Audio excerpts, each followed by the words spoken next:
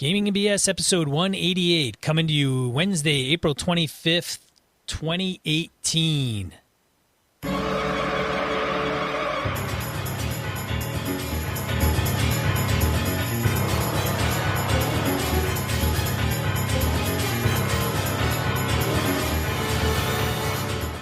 Welcome to Gaming and BS, a tabletop RPG podcast. I'm one of your hosts, Sean. I'm Brett. Welcome to the show. Welcome back, folks. Glad you're all here. Sean's been under the weather. You gonna be able to make it through, man? You think? I hope so. Well, we'll see how Sean does. It's I induced vomiting on Saturday. purposefully? Yeah, You forced yourself to vomit I did. just to try to rid yourself of the poison, I assume. I was. I think I did. That sounds I am not a lovely. I'm not a very graceful vomiter. Like Like if you were at I'm loud. at a vomitorium, people would be like, "Hey, man, just tone it back." Like a vomitorium's a thing. All right, that was enough of that. So let's get into announcements. I hang out at the vomitorium. That's our booth at Game Holcon. That's what it's going to be called from now on. Oh, good Lord. All right, so Game Holcon, submissions are open. I know they just had a newsletter go out not that long ago, and I've mentioned I've got my games in. Sean's still canoodling on what he's looking to throw out there. Sean, have you made up your mind yet? Got any ideas? You know what? I do. And what's going to happen is it's going to be November.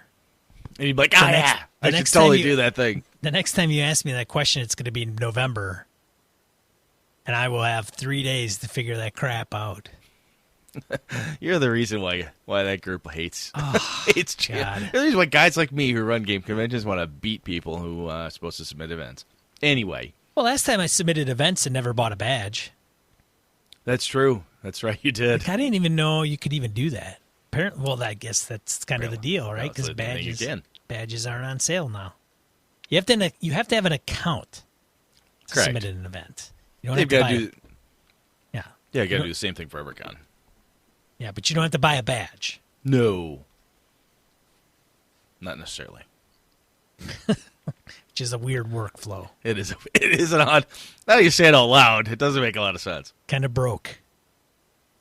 Oh, and speaking of conventions, Queen City Conquest, their Kickstarter is still rolling. That convention out in Buffalo, New York area. Phil, Vecchio, and Chris Nizak, Bob, Old Man Logan, and that whole crew from Misdirected Mark hit that thing. Tom from Knights of the Night is going to be there, and I think my family are looking to make a road trip out there to attend this year, which could be kind of fun. But we got to get that darn Kickstarter to go because that's how QCC funds themselves. So I'll have a link in the show notes. It's one of those things where if you can't make it, it would be cool to help a bunch of other gamers in the area get to the thing. If it's something you can do, great. If you throw them $1, anything would help. But yeah, Kickstarter's still going. Link in the show notes, as I say. But if you get a chance to, and you can go, I've been there before, and it was a heck of a lot of fun. So perhaps I will see you there. That's in September. You're going to road trip it out there, huh? Yeah. You're going to see, you're going to stop for the world's biggest ball of mud? Probably. Yeah. Kids like that crap. Yeah. It's like the Blazinski family vacation.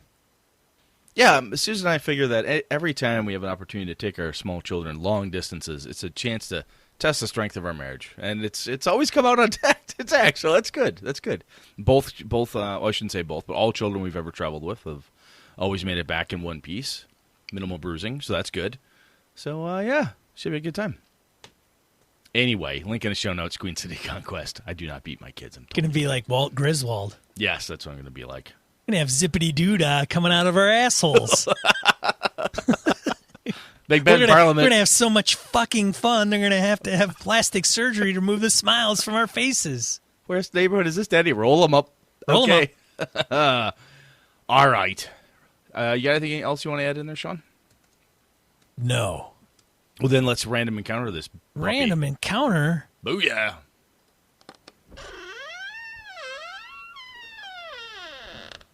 All right.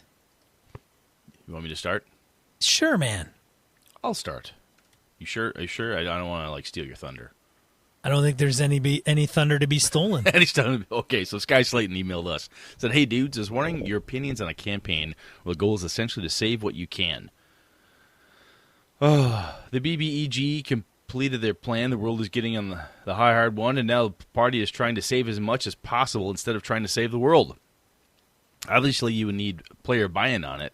My thoughts are that it would be an interesting short prelude to a campaign, maybe 3 to 4 sessions, and everyone makes new PC for the 100 years later longer campaign. What are your thoughts?"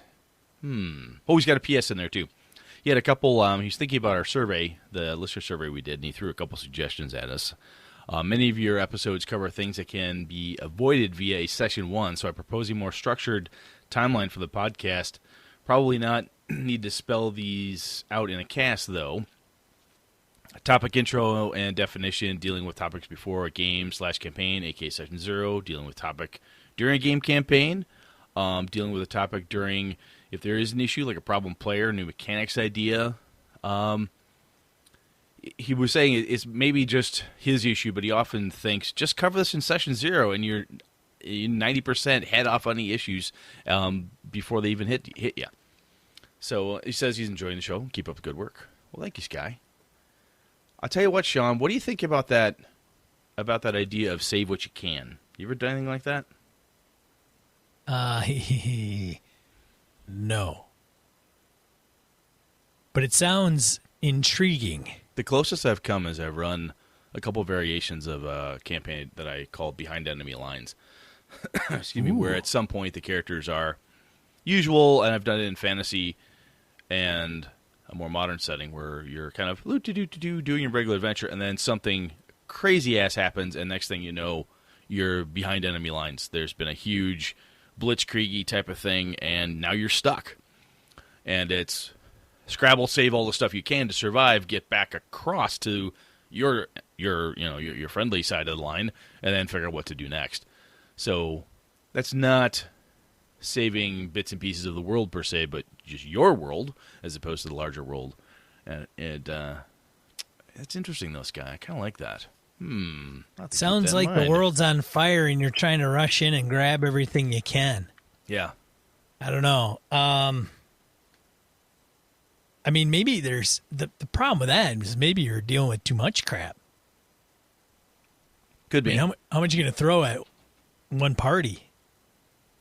I don't know. I don't know. I just think it's a neat idea. It would need to be fleshed out and all that, but it's a good concept.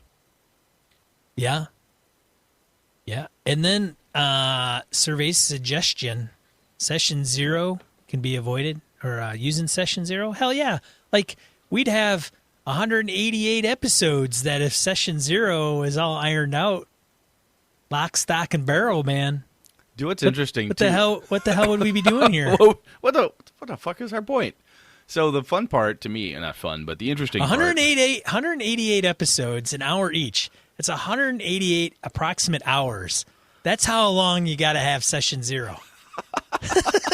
Session 0, Part 1. Well, we've talked about that. I mean, I've talked about my gaming group, right? I've been with most of these guys for over 20, 25 years. And still, we'll be halfway through something and like, I kind of, and like, what the fuck? I thought we covered this in our character build. How do you not remember this? Oh my God. It happens constantly. And the things that everybody thought would be really cool in Session 0, sometimes slowly but surely they change or evolve during the gameplay. So it makes things a little bit different. So interesting, though. It is true that you should be able to cover quite a bit of stuff. And, a topic that brings to mind is like, how the hell do you reinforce the Session 0 rules, guidelines, parameters, and so on that you came up with constantly, right? So you actually build a culture at the table that's like, look, we agreed to that. Nope, wait, we already made that decision. We're not doing that. So here's something that may sit outside the 90% that Sky's pointing out and is probably not covered in Session 0 that I'm presently going through. And what's that, Sean? I mentioned this to Brett before the show, and that is I'm in a game group. We play every 2 weeks, and let me correction. My game group meets every week. I meet with them every 2 weeks. Between the 2 weeks, or every other week, one is one campaign, one is the other. And when somehow I got off the every week schedule. I think I've mentioned this before, but my buddy Jimmy is going to play Star Trek Adventures by Modiphius. He's a big Star Trek guy. So we all started that, got some tunes together. We started playing that. Great. We're going through the rules, learning a new game. The alternating week, Crystal was running Storm King's Thunder. So I think she had another obligation, so we would have to fill that slot. Okay. Jimmy's kind of on the fence with Star Trek, saying, hey, is this going well? Is everybody jiving with the game? Enjoying it, whatever. And so the last word, which was 2 weeks ago as of this recording, was like, hey, we're going to keep doing Star Trek, and then we're going to figure out what to do on Crystal's Night. So a week later, I get an email that says, hey, we're shit cannon Star Trek. Oh, what's that now? So shit cannon Star Trek, and that we're going to do, my buddy Doc is going to run Adventurers League during the Star Trek rotation. So my week that I usually play with those guys is going to D&D Adventurers League. The other week is going to Starfinder. My buddy Jimmy's going to run Starfinder. How interested are you in those things, Sean? So both of those I am not overly interested in, and I kind of let those guys know. I put them on ice for about a week, and I apologize to those guys. But I was trying to kind of mull it over in my head and go, is this, what do I want to do here? Do I just want to bail altogether? Well, I don't know, because I enjoy playing with those guys, right? Yeah. And I've been doing it for a while, and so I wrote him back and said, okay, well, I'm up for Starfinder. I'll, give it a go. Want to open the eyes a little bit. Don't close it off before I try it. So we'll see how that goes. But that's not session 0, man. I mean, unless you cover like, hey, how is this campaign going to end? This is how we're going to do it. We're going to put in a 2-week notice before ending a campaign, ending a game or something like that, right? No one is allowed to end any campaign without 2 weeks written notice. Ratified. Right? Yes. Unless, of course, seriously, though, if you adapted a lot of this shit into session 0, sure, you would nip a lot of things in the bud, but, man, you're looking at like a contract. Yeah, we talk about social contract and those types of things in a session 0 piece, but what you're trying to cover usually, based on what I think is both our understanding, is the big stuff. Like, hey, it's a fantasy game. Hey, right. These are the limitations on races. Hey, while we hop from planet to planet in this, Star Trek game, we're going to do this type of thing. You're an away team. That's the premise, okay? If you don't want to be in an away team, this is not the game for you. And blah, blah, blah, blah, blah, blah, blah. Yeah. Those other things that come up during the game, or, where the game master, you're running the game, and she's like, you know what? I think it'd be really cool to deal with, living gear, as we did back in a couple episodes. Like, hey, what about horses? And, hey, how about this stuff how about some kind of a damaging equipment and so on? I'd like to try something different in the middle of this campaign. Your session 0, unless you have a proviso in there that says any new rule implemented will be first ratified by, I'm tongue-in-cheek there. But, yeah, some of that stuff it comes up and in the heat of the moment during the middle of the campaign, and you don't have an opportunity to cover all of those possibilities during a session 0. Now, in all fairness to Jimmy, since he's the game master, if a game master doesn't want to run the game anymore, that's kind of a done deal. No, it's too bad. The players have spoken. You will finish the campaign, sir. No, I'm kidding. Sit your ass down. Yeah, but it's gonna totally suck, man, if the game master's not into it, right? Like, yeah, but we came to play Star Trek. Sit down, Jimmy. We're playing Star Trek. I don't want to run Star Trek. Sorry, Jimmy. We're playing Star Trek. We all know how Brett would handle that. Hit him with a bottle of whiskey. Damn it, Jimmy. Play. Yeah. So, but just an example of what we all encounter that would never be able to be covered in like a session 0. Or, it could be. Definitely. Not something you'd have thought of. These are guys who've been playing with for years. Like, oh, yeah, by the way, when one of us decides that they're sick of running this thing, how do we handle that? Interesting. Right. Yeah. Cool. All right, man. Thank you, Sky.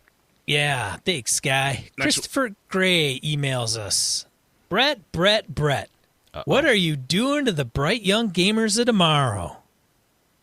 I'm crushing their hopes and their dreams, Christopher. Why are you smashing the hopes and dreams of some young person who innocently assumed he'd be able to lose an arrow into a bad guy's face? Because he's wrong, Christopher.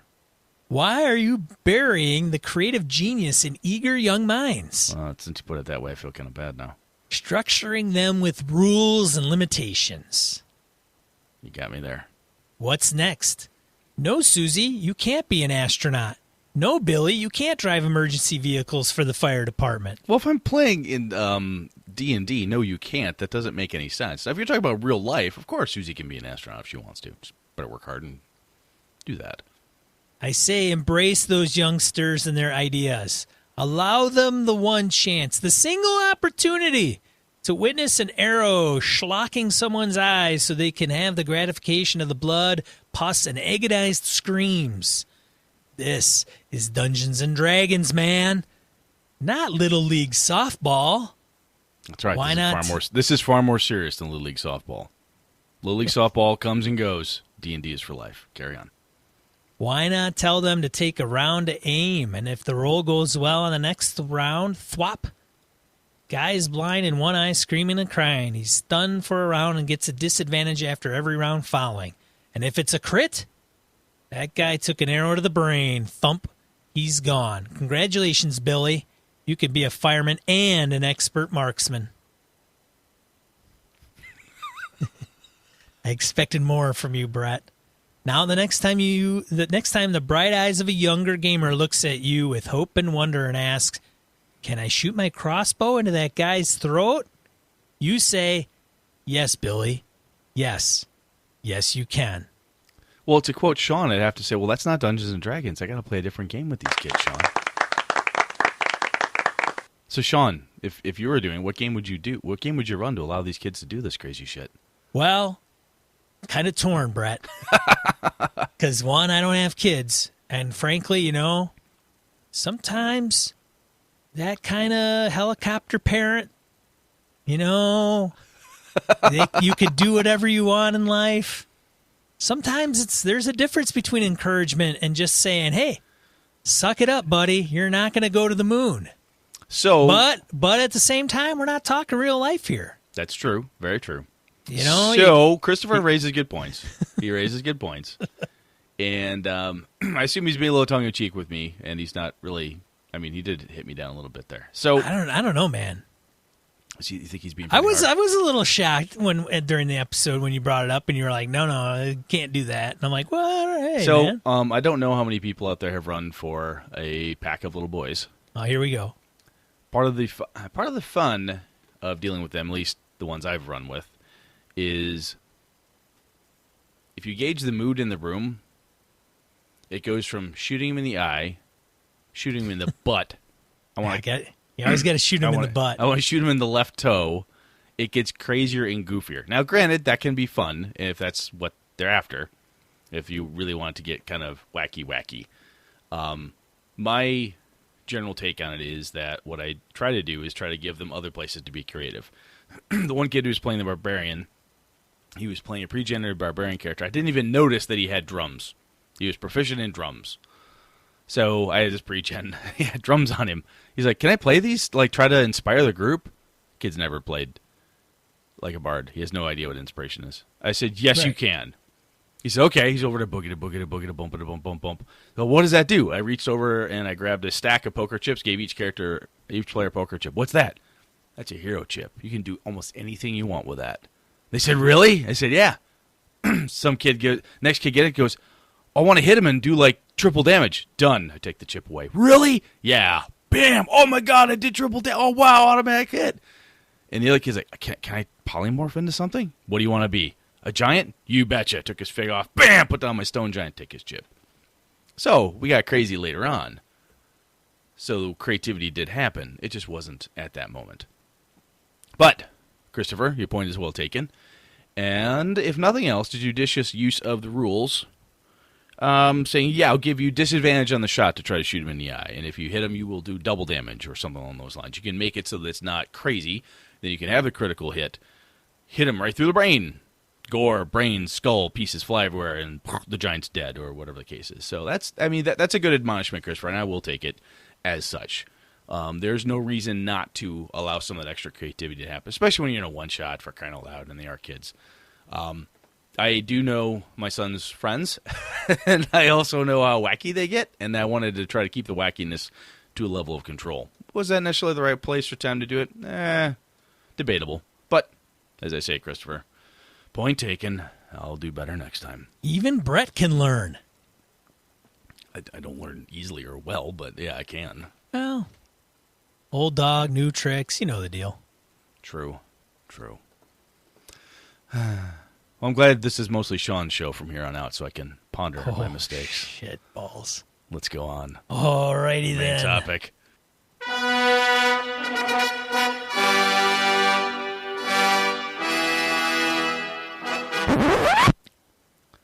So here's the deal. We talked about this last time. We wanted to dive into the minds of Sean and Brett and say, hey, how the hell do these guys go about building an encounter?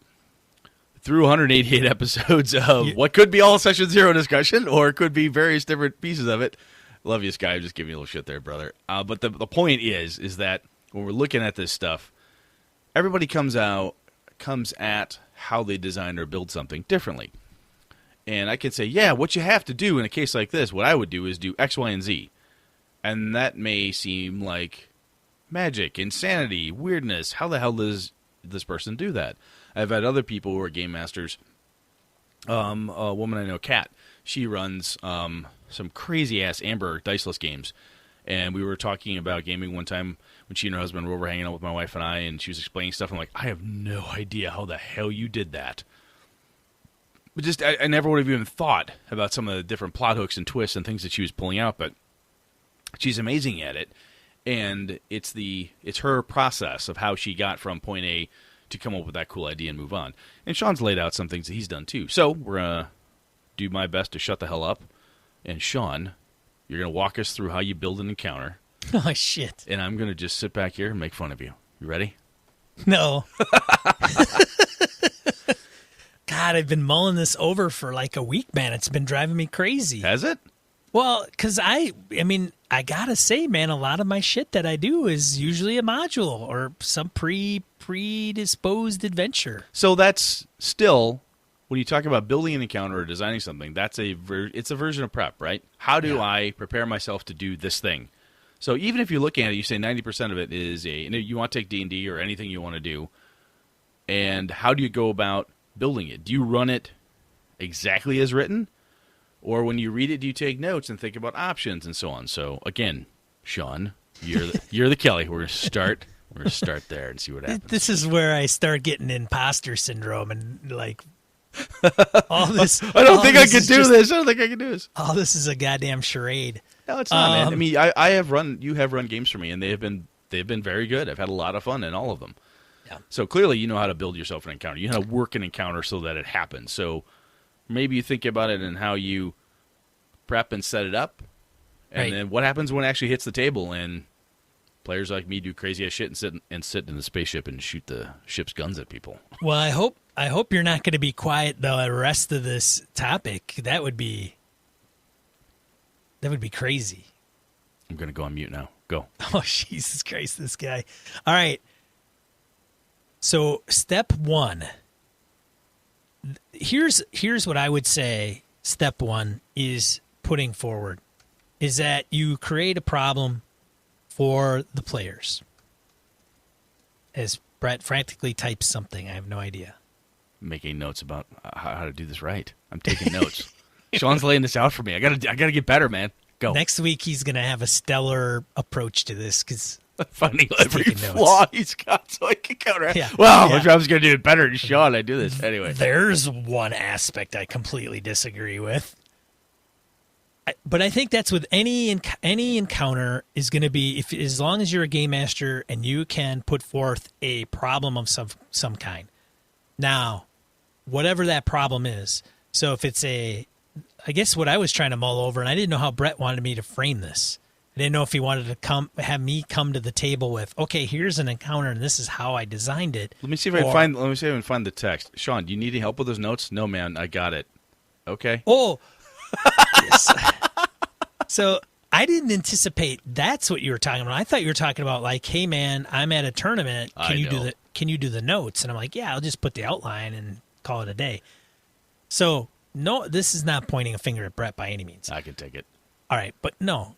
So going into this, if it's, if you're planning an adventure and you're going to have 3 to 4 encounters, I think it's pretty straightforward. You could sit yourself down and say, all right, I want one social encounter. I want one combat encounter. I want one that could go either way. And then I want one that is, maybe a combat encounter in space, or one is a melee, right? However you want to define that. Now, keep in mind when you're designing the encounter that it may not go the way you anticipate. So just because you say, I'm going to deem this kind of a combat-y encounter, doesn't mean that the party will take that path, right? They may go into it and go, all right, man, we're going to talk ourselves out of this thing. So most of the times you're going to paint the scene as the game master, whatever that looks like. I think I saw Dungeon Bastard put out something like, give them 3 elements of the scene because any more they'll forget. Yes, I did see that from, I think there was a tweet he put out. Yeah, it was a tweet. And, so 3 characteristics, start very high level, then go to more specifics, because any more the characters will lose or not pay attention to, right? Okay. Which is actually pretty solid, good advice. So having said that, I was also wondering like the genre we wanted to talk about, but I guess it could be anything at this point. I mean, well, if you're running mostly pre-published stuff, right? Let's pick D&D just for kicks, or if you want to do Star Wars, because I know you. Let's do Star Wars. Let's do Star Wars. Talk about D&D. Yeah, do Star Wars, man. Well, let's do modern. Let's espionage. Okay, cool. Do it. Yeah. So espionage. We'll take espionage genre. We will take and we'll set the game in more of James Bond. So a little bit more high action. It's not Cold War, right? So it's gadgets, crazy stunts, fast cars, casinos, whatever, high action.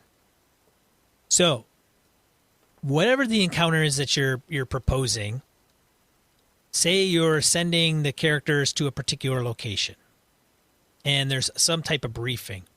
So the characters have some motivation to be there. They have some motivation to go there. I'll give you an example. I ran one adventure at a con where the characters are at a kind of a outpost, and they're there guarding something that was obtained by their side, the good forces, right? They obtained it. It's possible that the bad guys want it back. So starts out kind of in media res. They're walking around the post. As you're guarding things, all hell breaks loose. Me as game master paints the scene. You hear gunfire in one particular area of the complex. Lights happen to go dim in one particular area. Where is everybody located? Okay. Getting the location, blah, blah, blah. Now, this one is obviously going to be more combat-y. So it's going to be, okay, I'm going to move over here. What do I see? What do I hear? There's gunfire. You see the flash from the flash compressors. Gunfire's coming at you. You hear bullets ricocheting, what have you. Pretty straightforward. Roll for initiative. It's coming down to let's shoot it out, right? Well, tell you what you just said right there with a tool you have to help make that encounter. Right? When you say roll for initiative, right? You want this to be a combat encounter. Now, granted, in the middle of the initiative, they could try to transform it into a social encounter through different skills or something like that.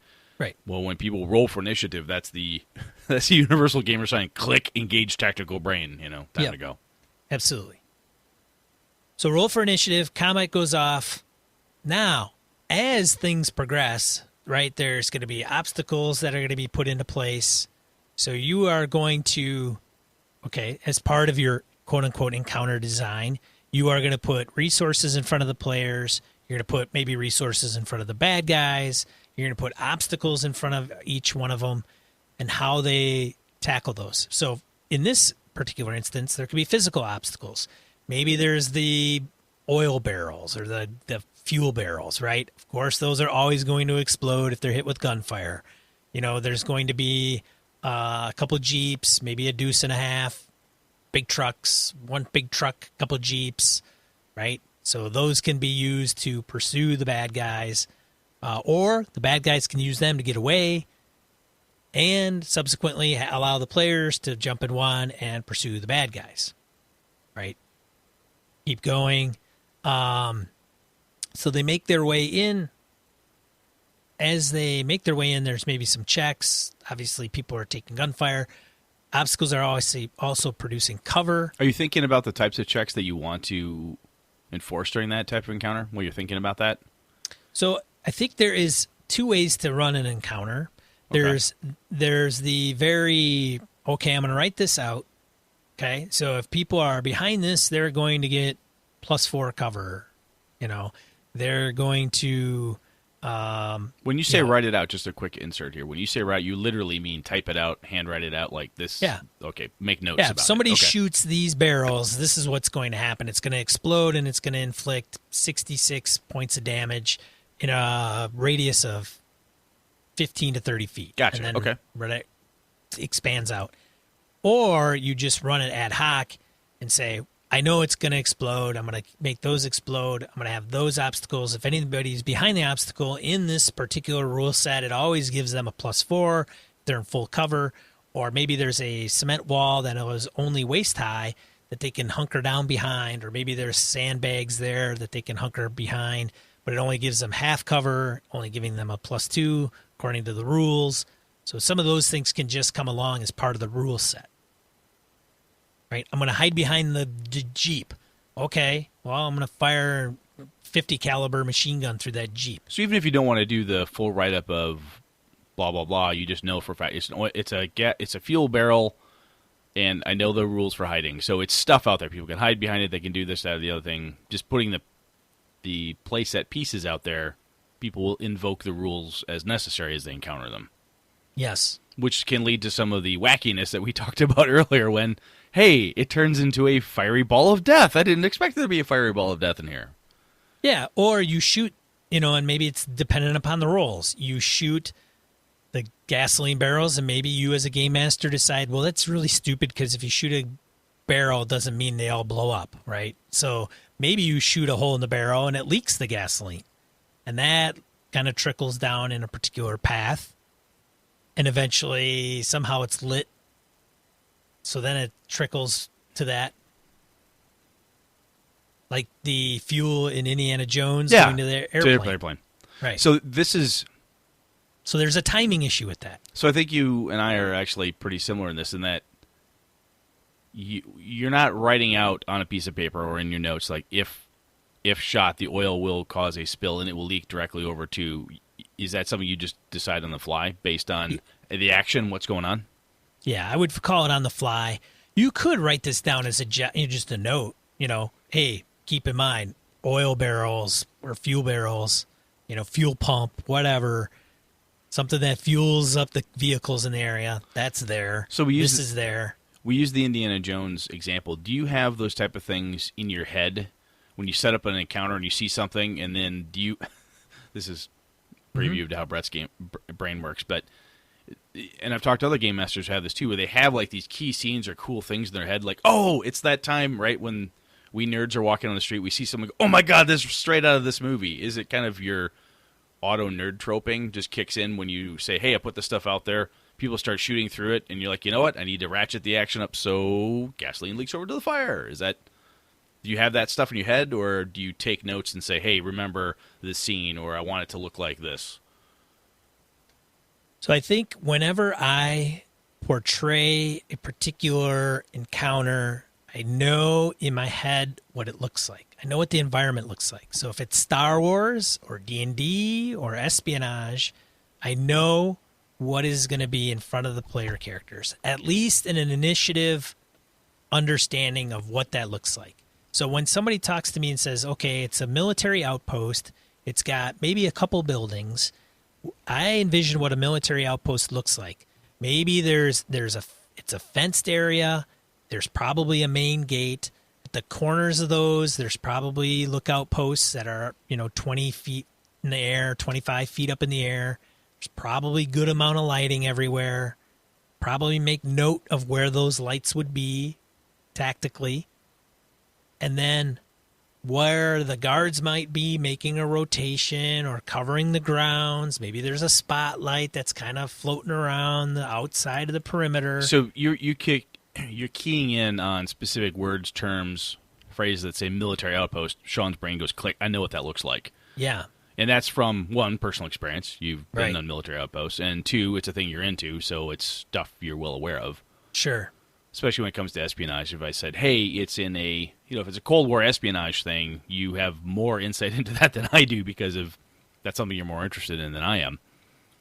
So you have those components, which, as a game master, that research, either purposeful or just because it's cool to you, is in your head, right? Right. You've got that Yeah. research in there, so you're drawing on that as you go through. Okay, I get it. Yeah, and I think that is huge with a game master. There's some people that can do it really well, and there's some people that struggle with that kind of vision and imagination, and it may take a little bit to develop that. And it's not, sometimes it's just timing. Like you'll get into something and you're like, man, I have no idea how this is going to look or how it's going to be played out. And, a dungeon may just be a dungeon, right? So once you get it into your brain and you describe some of the environment, you can come up with the feel and the action of what's going on. And then you could start throwing things at the players that may go in their direction favorably or may not go in their direction favorably. So an example in this case is maybe the bad guys get in there, they get the red herring or whatever it is that they're supposed to be guarding, and they're gonna take off with it in a Jeep. Well, then it's a matter of, well, does their Jeep start? Does it not start? Are the tires flat? Not flat? I mean, those are kind of judgment calls because. But that's stuff in your head. Like, if Yeah. I need this to be more interesting in one way or the other, I'll flatten the tire, or I'll make them make a mechanics check because it doesn't start, and they got to pop the hood and connect the battery or something. Yeah, I guess it depends on how much you want to fiat that, right? If it's a GM fiat and you want the bad guys to get away, it may be very simple where they jump in the Jeep and it doesn't start because it's the one on jacks. So even if you don't do it from a GM fiat, like I need to make X happen, therefore this thing happens to you. Do you ever do it just from the this would be really interesting if this happened? I want to see what they do with it. Oh, absolutely. Okay. Yeah, I mean, it may just come down to, well, let's see, it's a con game. I've got 4 hours. This should take about an hour. So far, they're 5 minutes into it. I could probably drag it out a little bit. Let's put a chase into this.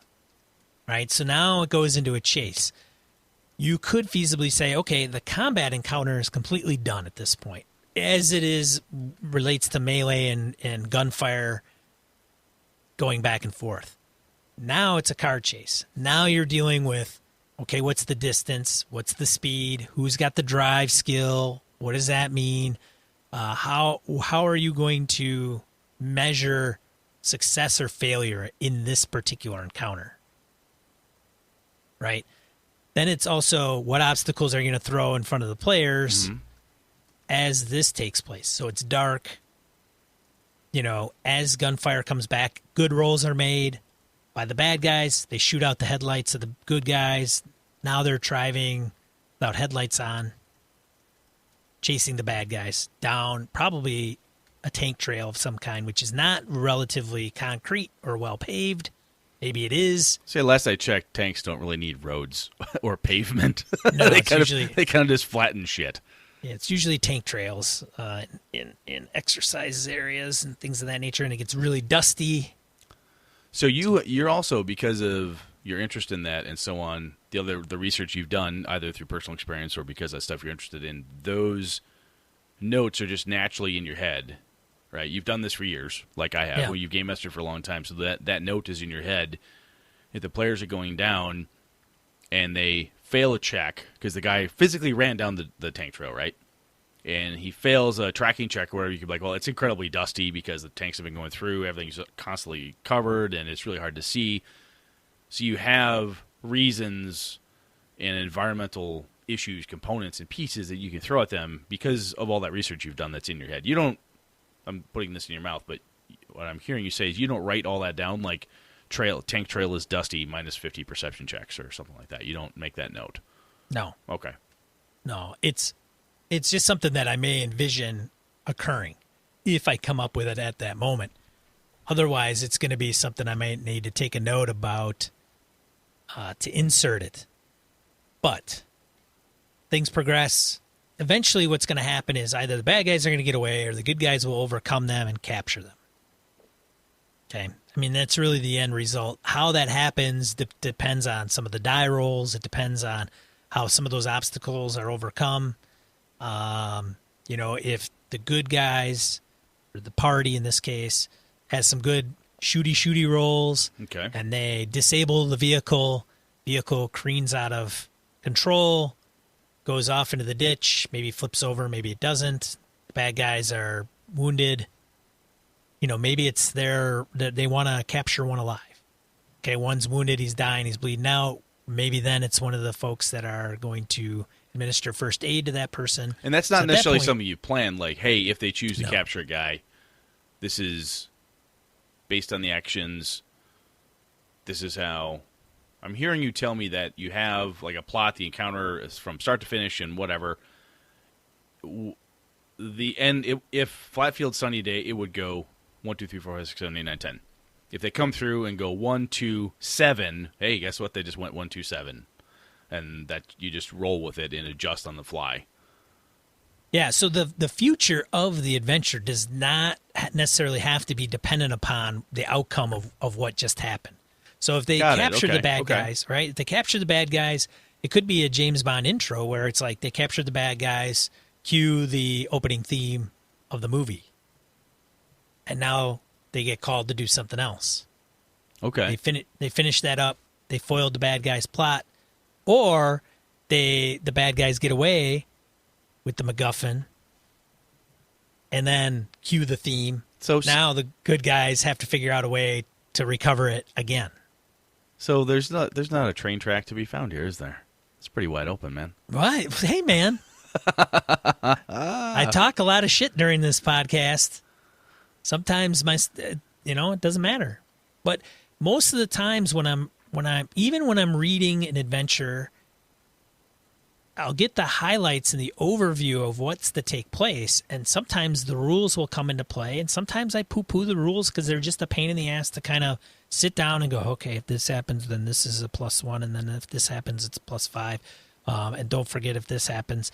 And it's like you just have to kind of get that shit out of the way if it's distracting. If you can grok it and it makes sense, then go for it. The Star Wars game that we had had a race. Yes. And I'm like, how am I going to read the race rules when it has to do with Cloud City pod cars? I actually thought it went pretty well. I assumed, quite frankly, because I had not read any race rules. I'd barely read the rules to begin with. But the way you ran it, I assumed that we were following chase rules of some. I assumed that these were rules that were written down we were following because it felt really smooth to me. Because that's how goddamn good I am, people. Wow. Huh? Nice. But seriously, I think as long as you're consistent with your approach, right? If you're even going to wing a freaking rule call when it has, especially racing, like how do you, unless there's rules for racing in your RPG, you kind of got to come up with something that makes sense. So it's driving checks. It's going to be maybe modifying the vehicle. It could be modifying it beforehand. It could be modifying it during the race. So like if you had read Night's Black Agents and we were playing that, yeah. And they have thriller chase mechanics, and you were totally down with those, and you knew, hey, we're going to have, there could be a car chase at some point, because you're envisioning the scene, right? And there could well be a car chase, you bone up on those mechanics, and when it happens, boom, thriller mechanic rules come out, because you know what they are. Right. However, we throw you a curveball, and you're like, I don't remember, I could either take the time and say, all right, let's stop everybody, and let's follow these mechanic rules. Or in the moment, you could say, here, make 2 drive checks, 3 drive checks. If you get 6 successes, then the next you win or whatever. So because the players are throwing you a curve, and you're like, oh, fuck, I didn't even know we'd have a car chase tonight. I guess we're car chasing. I didn't read those rules. We got to do something. Okay. Yeah. Yep, that would be one scenario that would come up where you kind of got to roll with the flow. I mean, it doesn't pay to just stop and go, shit, it's car chase time. I don't know any of the car chase rules. we're going to stop. I mean, you could. Maybe it's a good spot in the game to stop for the night. Or take that 10-minute break. You guys go and smoke. I'm just, where are the thriller chase mechanics? That's very possible, too. Yeah, take 10-minute break, smoke them if you got them, and then by the time you come back, I'll get the lowdown on this, and we'll have things to outline. I mean, at one point in time, Spycraft 2.0 had cards, like a deck of cards based on a chase, and you would flip the cards, and depending upon the cards that would come up, determine what would happen and what occurred and what you would need to overcome the check and things of that nature, which sounds pretty cool. I'd have to look at them again, but that's another component, like a little micromanage game that you got to figure out and futz with.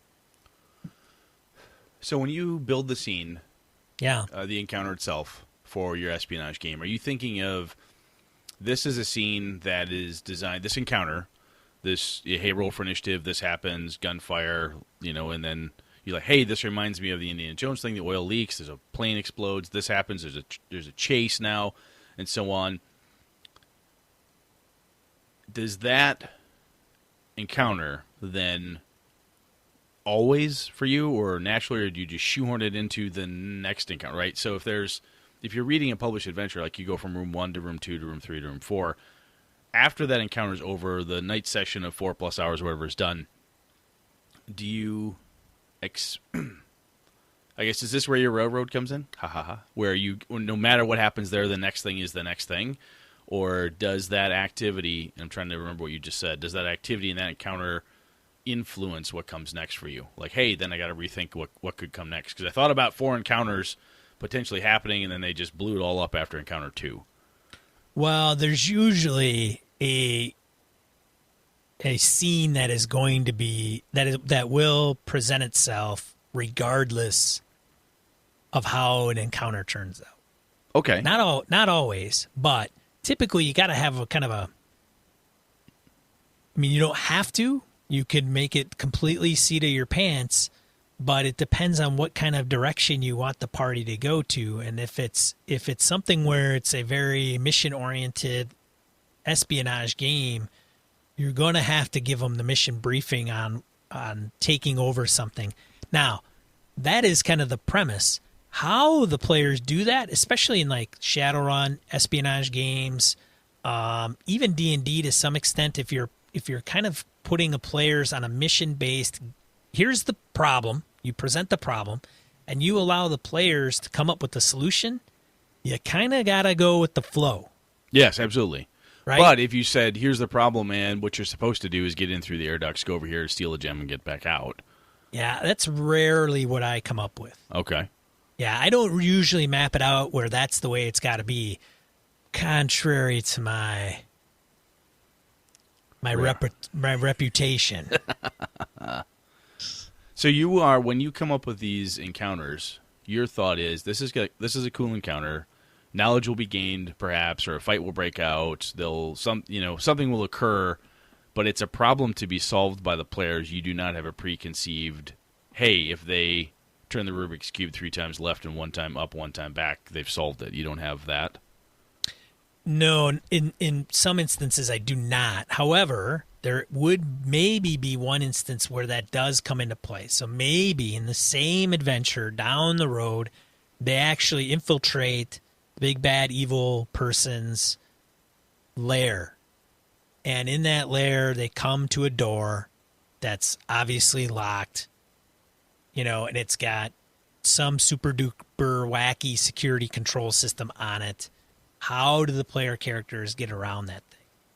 So that's like in your pre-published module where it's a set piece thing, like the only way or only ways to get past it are going through the control room, yep. Right? Disable the the controls in the control room that's located on the 3rd level, room 5A. They can go in there and they divulge the fact that, it's kind of like Star Wars, right? And they're in the Death Star and they can navigate to the prison cell, and then they can control they've got to disable the tractor beams so they can get the hell off the place. Are these right? notes you make for your, like, literally write the notes down, or is this just stuff that you look at it ahead of the night and you're like, hey, this is what, they got to come up to the door? I mean, if it's pre-published, it's written down how you get past the door. Yeah. But if it's, do you make do you write that stuff down, or do you?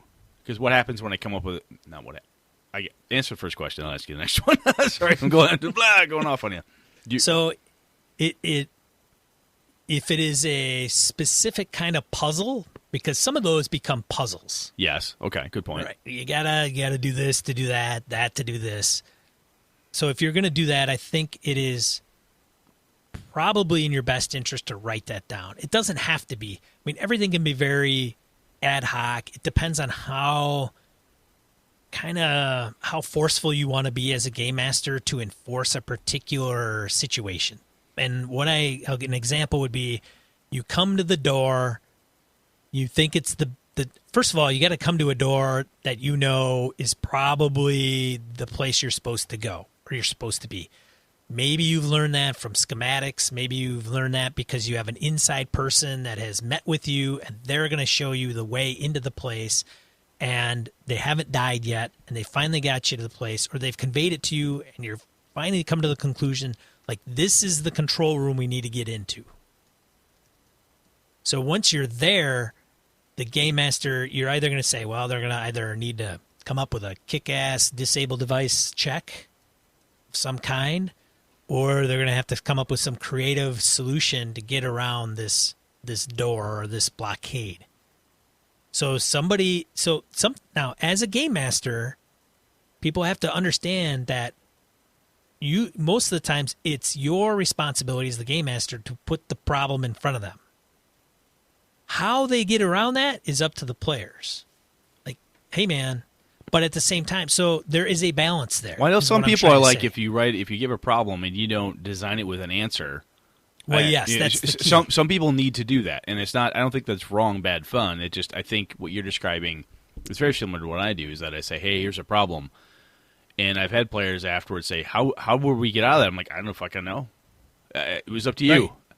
You got a big 3-foot fucking door in front of you. What do you do? What do I see? Well, there's a control panel. There's like this weird blinking lights and this weird kind of panel off to the right-hand side. All right, I go over there. What's it look like? Well, there's a freaking thing that's got this weird kind of cup on it, like a little cup, and it's got a little freaking light beaming out of it, and then there's a little bunch of keys to it. So you might actually make notes. It's a retina scan. Yeah, you might make notes to say, hey, this door has a retina scan and a keypad, and you might either mental or something, and then if the players come up with a better way, great, but at least that way you've got a starting point for how to bypass it. Sure. Okay, give me a check, or you just give it to them. It obviously looks like you've seen this device once before in Popular Mechanics. It looks like this latest and greatest retina scan frickin' technology. Well, isn't that wonderful? Now what do you do? Right? Yeah. Now what are you going to do? You know that's the key. All right, I'm going to go back and find a bad guy and frickin' pluck his eyeball out of his skull. Yeah, okay. Yeah. Okay. Totally Demolition Man, this guy. Yeah, right? okay. I'll give it a shot, and then, is it a 2-factor? Maybe it's their handprint and their retina scan, or some key code, retina scan and a key pass. Got it.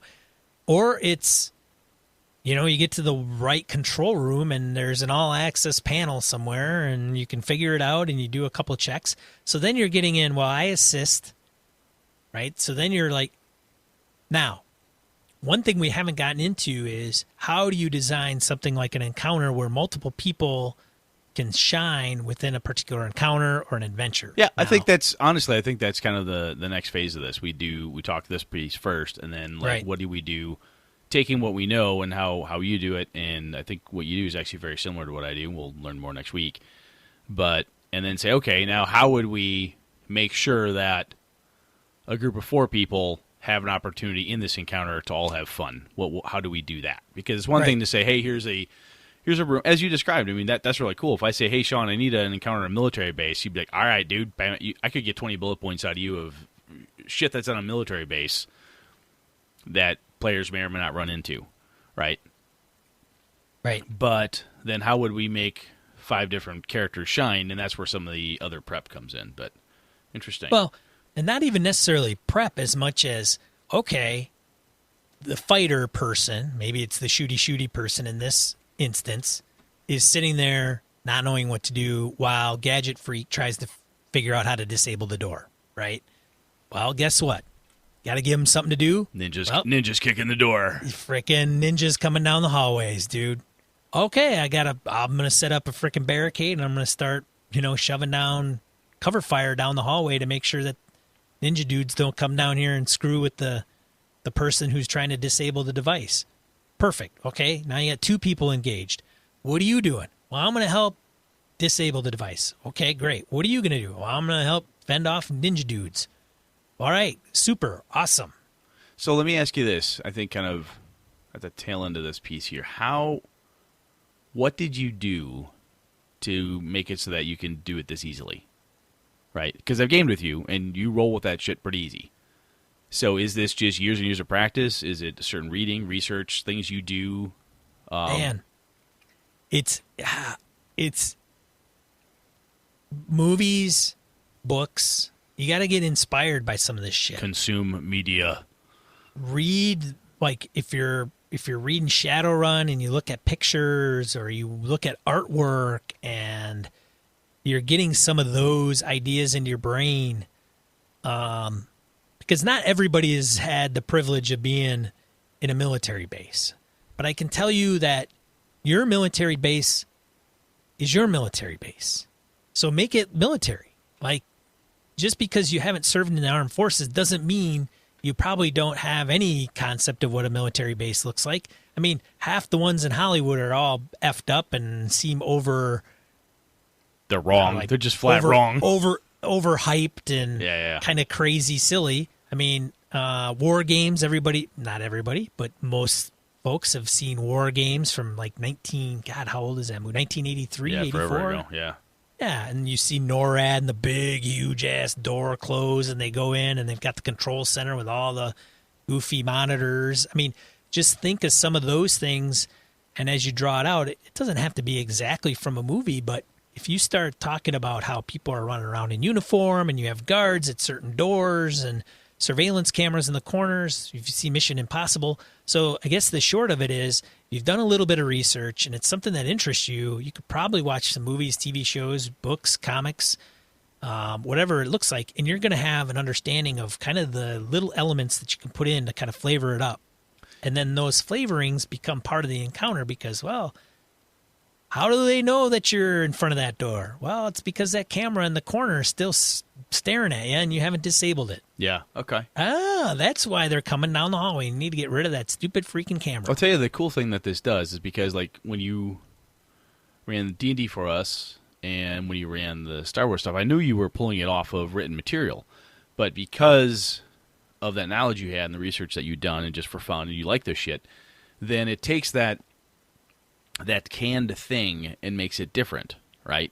So instead of it, sometimes people say, well, how do you, make pre-published information your own? How do you make it more interesting and so on? And what you just laid out for me, I think is probably the best way to do it, is be interested in the subject material, right?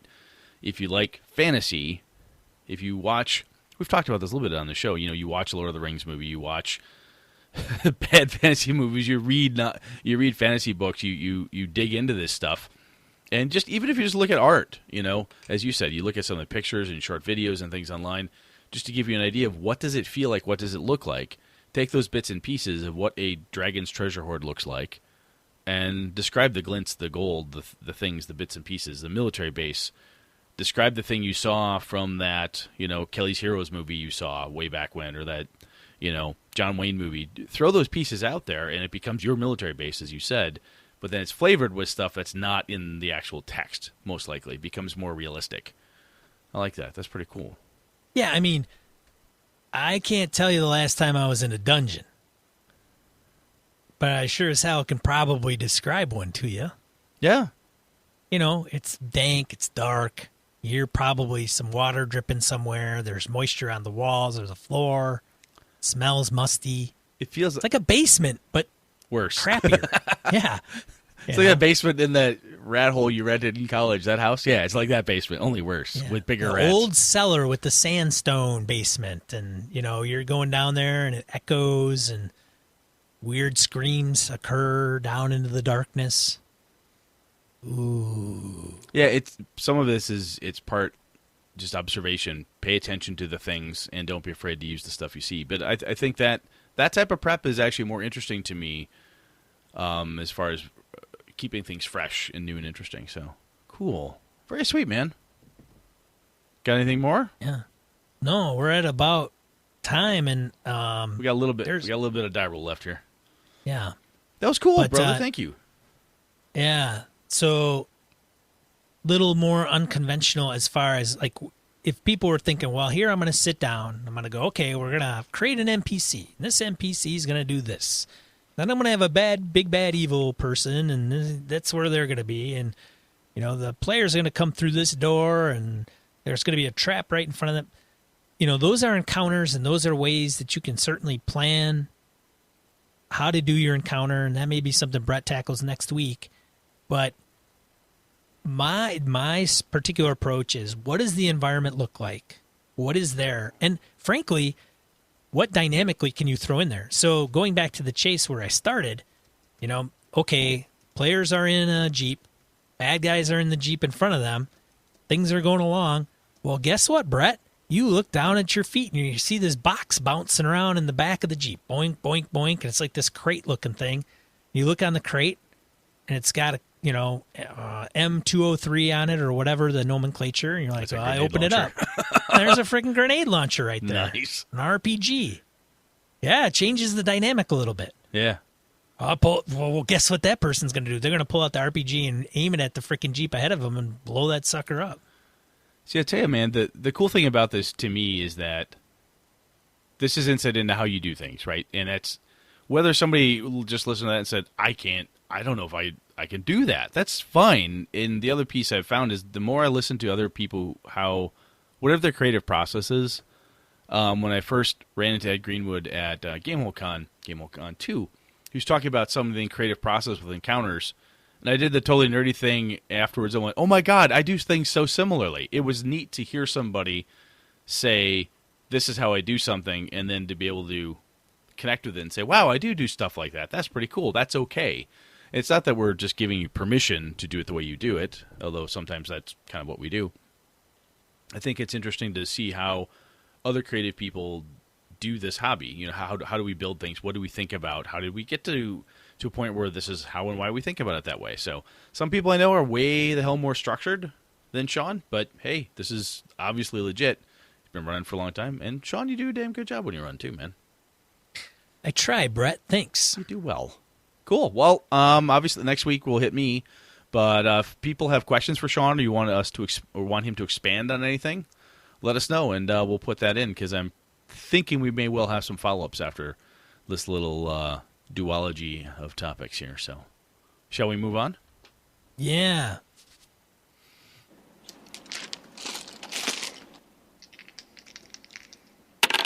All right. Die roll, not a ton this week. There was just one that I happened to come across that I thought was kind of interesting. Gen Con has some sustainability efforts going on. This was put in the Indy Star and popped up on my radar. But essentially, as big a con that Gen Con comes about, they're looking to, like, even some of their posters that they use, they want to do something with them other than just throw them away. So there's some recycling things that they're doing about with signage. The program, I think they're redoing a little bit. Now, here's my humble opinion. I think they even mentioned having a program, and I'm like, just get rid of that fucking thing. So they're talking about like a 300-page program that they usually produce. Get rid of it. Just go digital, man. Create a goddamn app where everybody's got a freaking cell phone. You should absolutely have an app. I'm gonna have the one person that's gonna be like, I have a flip phone. Sorry. I don't know. Whatever. maybe make it downloadable. Yeah. So download it on your computer and print the shit off. Print your own damn paper.